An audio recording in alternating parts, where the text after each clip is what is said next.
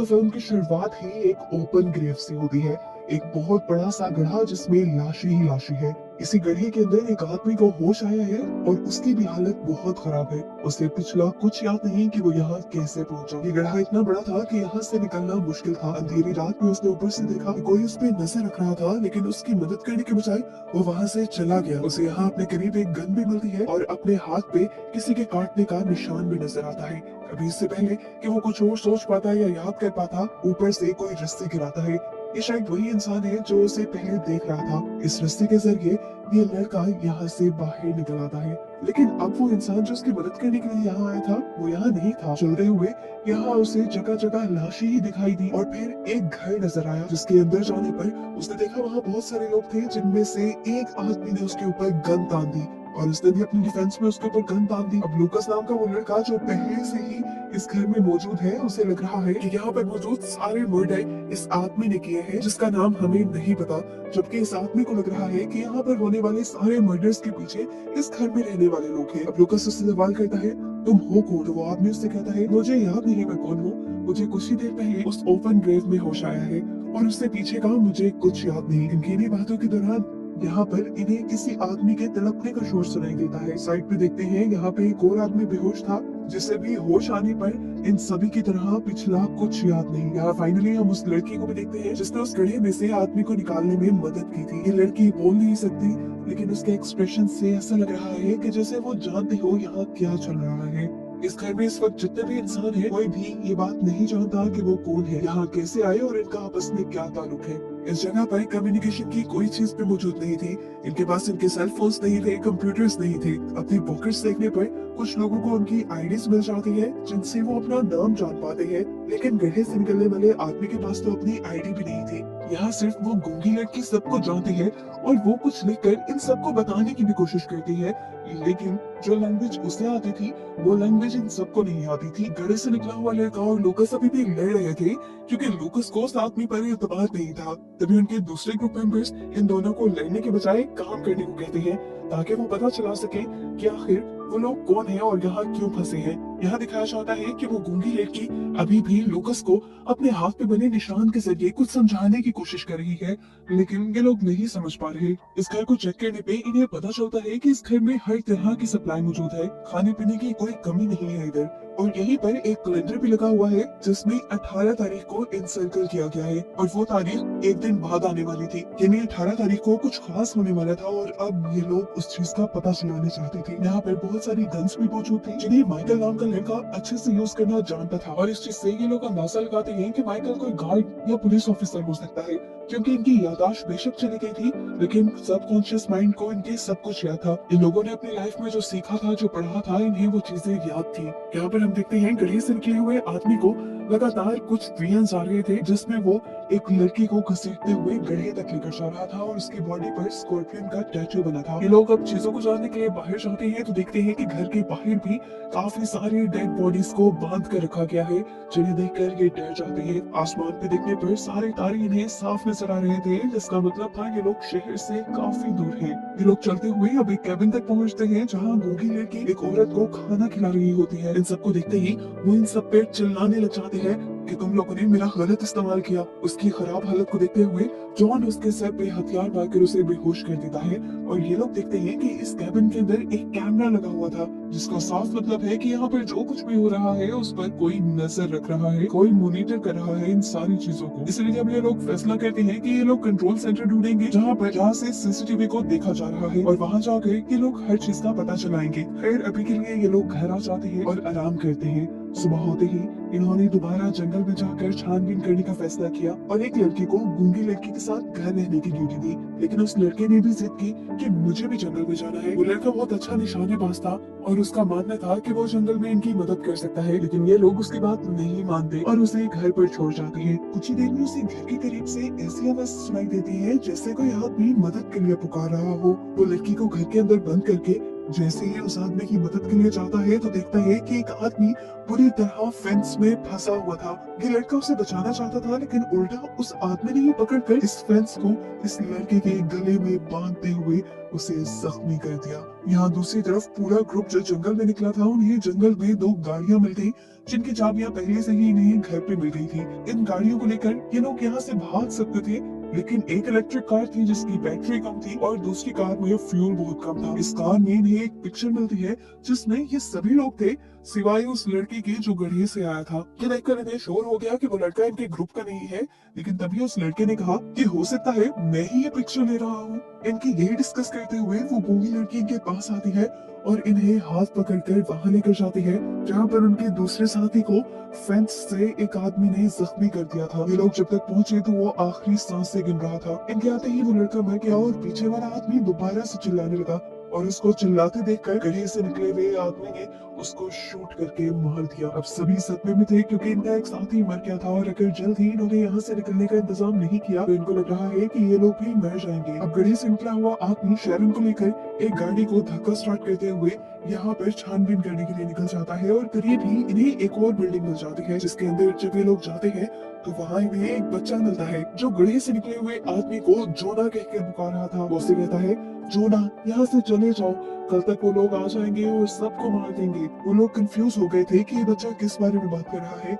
इन्हें सच में कुछ याद नहीं था। घर पर लूकस और बाकी लोग थे। लूकस की हालत हम देख रहे हैं कि खराब होती जा रही है। इसे खराब हालत के चलते वो गूंगी लड़की को भी पकड़ लेता है, लेकिन बाकी लोग उसे बचा लेते हैं। उधर शैरन और जोना दोनों मिलकर उस बच्चे के पास पहुंचने की कोशिश करते हैं, लेकिन दरवाजा इन्हें बंद मिलता है। जुनून में आकर जोना जब दरवाजा तोड़ने की कोशिश करता है तो शैरन के सर में दर्द हो जाता है और यहाँ पर दोनों को ही अजीब सी फीलिंग होती है। इन्हें एक दूसरे से अट्रैक्शन फील हो रही थी और ऐसा लग रहा था कि जैसे इन दोनों का आपस में कोई ताल्लुक हो। दूसरी तरफ घर पर नेथन उस गूंगी लड़की से इशारों में उस औरत के बारे में पूछता है जिसे वो खाना खिला रही थी। गूंगी लड़की उसकी बात समझ आती है और नेथन को शेड में लेकर जाती है जहाँ वो औरत थी, लेकिन अब वो औरत वहाँ से भाग चुकी थी।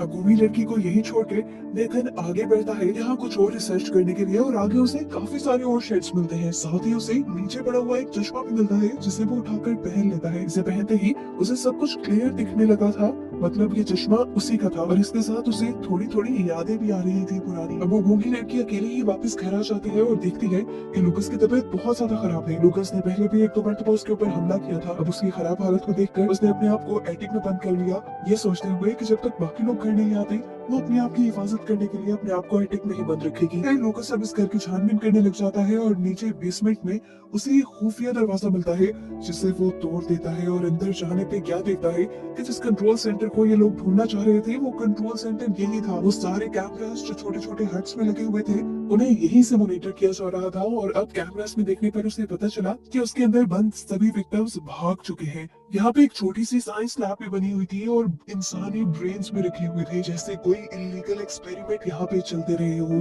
अब यहाँ पर पड़ी हुई चीजों को ढूंढकर वो ये पता चलाने की कोशिश करता है कि इन एक्सपेरिमेंट्स के पीछे आखिर है कौन और उसे एक कैमरा की फुटेज से पता भी चल जाता है कि इन सारी चीजों के पीछे जोना था और जोना लूकस के ऊपर भी एक्सपेरिमेंट कर रहा था। सीन कट होकर दूसरी तरफ हमें जोना और शैरन को देखा गया जो अपने बिल्डिंग की तरफ वापस आ रहे थे कि अचानक उनकी कार के सामने एक दरख्त गिर गया। उसे हटाने के लिए ये लोग जब बाहर निकले तो इन्हें वहाँ बहुत सारे इन्फेक्टेड आदमी दिखे।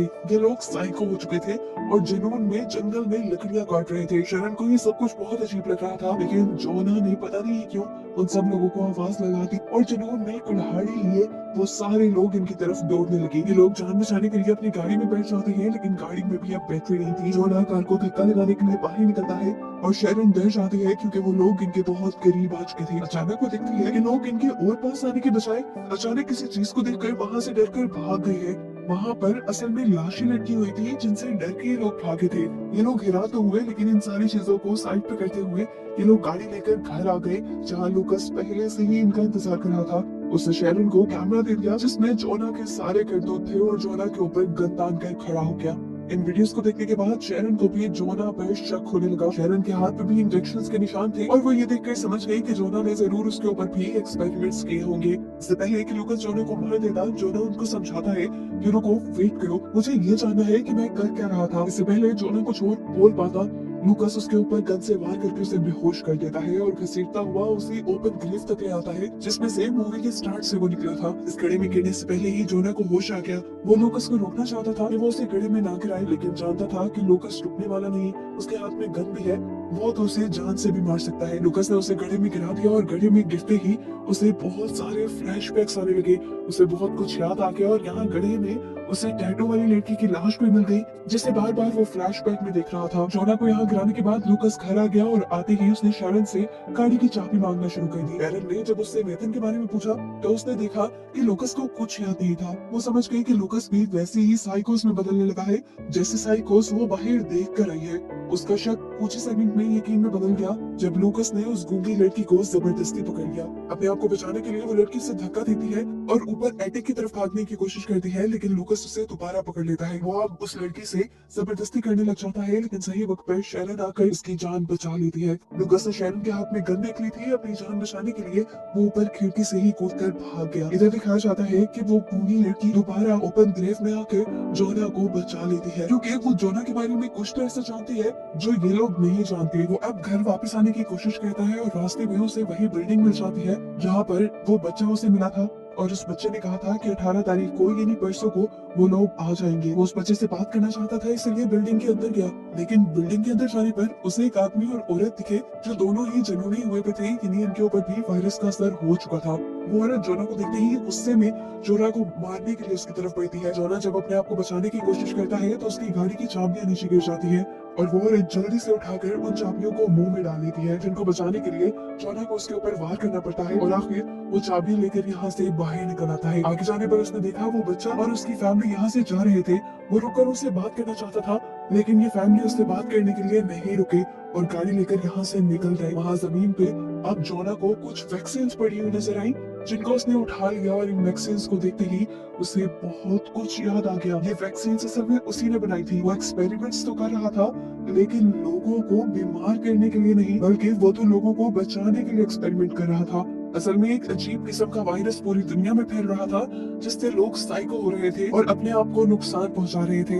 इस वायरस को ही बचाने के लिए जोना वैक्सीन ढूंढ रहा था। वैक्सीन उसने बना भी ली थी, जिसे अब इन्होंने पूरी दुनिया में पहुंचाना था, लेकिन किसी वजह से वो वैक्सीन बाहर तक नहीं पहुंच पाई। इस आइलैंड में सारे उन्हीं लोगों को लाया गया था जो ऑलरेडी इस वायरस से इन्फेक्टेड थे और इन्हीं के ऊपर जोना एक्सपेरिमेंट कर रहा था। यहीं पर जोना को एक पेपर मिलता है, जिससे उसे ये बात पता चलती है कि जोना को असल में मिलिट्री वालों ने ही इस आइलैंड पे ये सारे एक्सपेरिमेंट करने के लिए भेजा था और उसे 18 अप्रैल तक की डेडलाइन दी गई थी। अगर वो 18 अप्रैल तक उस वायरस का क्योर नहीं ढूंढ पाता तो मिलिट्री वाले यहाँ आकर इस वायरस से इन्फेक्टेड सभी लोगों को मार देते। यानी जोना तो यहाँ मौजूद इन सारे साइको लोगों की जान बचाने की कोशिश कर रहा था। यहाँ पे ये भी पता चलता है कि ये आइलैंड एक डंपिंग जोन है, जहाँ पर दुनिया भर से मरे हुए इंसानों को लाकर फेंका जाता है जो इस वायरस की वजह से मरते हैं। जोना देखता है कि जिस आदमी के जरिए वो ये वैक्सीन बाहर दुनिया में पहुंचाना चाह रहा था, वो आदमी भी यही मरा पड़ा है। ये वैक्सीन मिलिट्री तक नहीं पहुंची। अब मिलिट्री को लगेगा कि वो अपने एक्सपेरिमेंट में कामयाब नहीं हुआ और ऐसे जल्द ही मिलिट्री वाले यहाँ आकर सबको मार देंगे। अब इसी गाड़ी में मिली हुई और चीजों से जोना को पता चलता है कि शरण उसकी गर्लफ्रेंड है और नेथन उसका भाई है, और उन सब के जिस्मों पे इंजेक्शन के निशान इसीलिए हैं क्योंकि जोना ने उन सबको उस वायरस से बचने के लिए वो वैक्सीन लगा दी थी और उस वैक्सीन के साइड इफेक्ट में ये सभी अपनी याददाश्त खो बैठे थे। अब इससे पहले जोना ये सारी बातें जाकर शैरन और नेथन को बताता, यहाँ पर लूकास उसका पीछा करते हुए आ जाता है और उसे मारने की कोशिश करता है। वो जोना को गला दबाकर उसे मारने ही वाला था कि जोना ने पास पड़ा पत्थर उसके सर पे मारा और यहाँ पर लूकास की मौत हो गई। यहाँ अब हमें फ्लैशबैक की स्टोरी दिखाई जाती है कि ये पूरा ग्रुप असल में एक्सपेरिमेंट्स करने के लिए ही यहाँ आया था, लेकिन नेथन यानी जोना के भाई की गलती की वजह से एक इन्फेक्टेड लड़की जिसके ऊपर जोना एक्सपेरिमेंट कर रहा था वो आजाद हो गई। वो इन सबको मारने वाली थी, लेकिन जोना ने अपनी जान बचाने के लिए उसे ही मार दिया। और जो बार बार फ्लैशबैक जोना को आ रहा था वो इसी लड़की को ओपन ग्रेव में गिराने जा रहा था। वो यहाँ इस लड़की को ही गिराने आया था, लेकिन पीछे से किसी इन्फेक्टेड आदमी ने उसे भी धक्का देकर इस ओपन ग्रेव के अंदर ही फेंक दिया। यहाँ से निकलना बहुत मुश्किल था और आसपास सभी इन्फेक्टेड लोग पड़े थे, तो इन सब से बचने के लिए जोना ने अपने आप को उस इंजेक्शन से यानी वैक्सीन से इंजेक्ट कर लिया, जिसकी वजह से उसकी याददाश्त चली गई और उसके बाद उसे मूवी के स्टार्टिंग सीन में होश आया जो हम देख भी चुके हैं। घर पे हमें दिखाया जाता है कि नेथन भी भागते हुए अब इस बिल्डिंग में वापस आ चुका है। शरण उसे देखकर गले लगा लेती है और कहीं ना कहीं हमें पता चलता है कि इन दोनों को भी सारी बातें याद आ चुकी है। शरण यहाँ पर बैठकर जोना के लिए नोट लिखती है क्योंकि घर के बाहर अब बहुत सारे इन्फेक्टेड लोग हैं जो इन्हें मार सकते हैं। जोना भी भागते हुए घर की तरफ ही बढ़ रहा था और हम देखते हैं कि अब सुबह भी हो चुकी है, यानी वो दिन आ गया है जब आर्मी वाले आकर इन सबको मार देंगे। नेथन बाहर की आवाजें सुनकर जैसे ही बाहर जाता है तो आर्मी वाले उसे देखते ही उसे शूट करके मार देते हैं। जोना भी इस टाइम तक उनके करीब आ चुका था, उसने अपनी आंखों से अपने भाई को मरते देखा।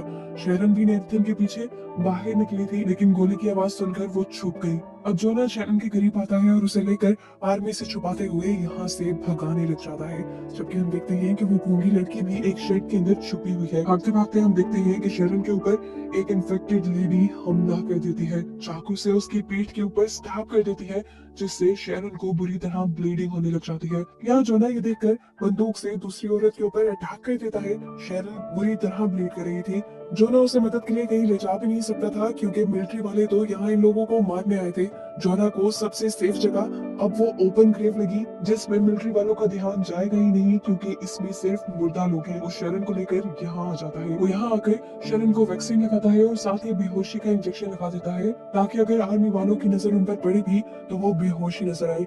एक वैक्सीन और बेहोशी का इंजेक्शन उसने अपने आप को भी लगा लिया। बेहोश होने से पहले हम देखते हैं कि शेरन जोना को एक नोट देती है जिसमें उसने सारा पास्ट लिखा हुआ था। फिर दिखाया जाता है कि इन दोनों के बेहोश होते ही यहाँ पर मिलिट्री वाले कुछ लाशें लेकर आ जाते हैं और इसमें उस बच्चे की भी लाश थी जो बार बार जोना को वार्न कर रहा था।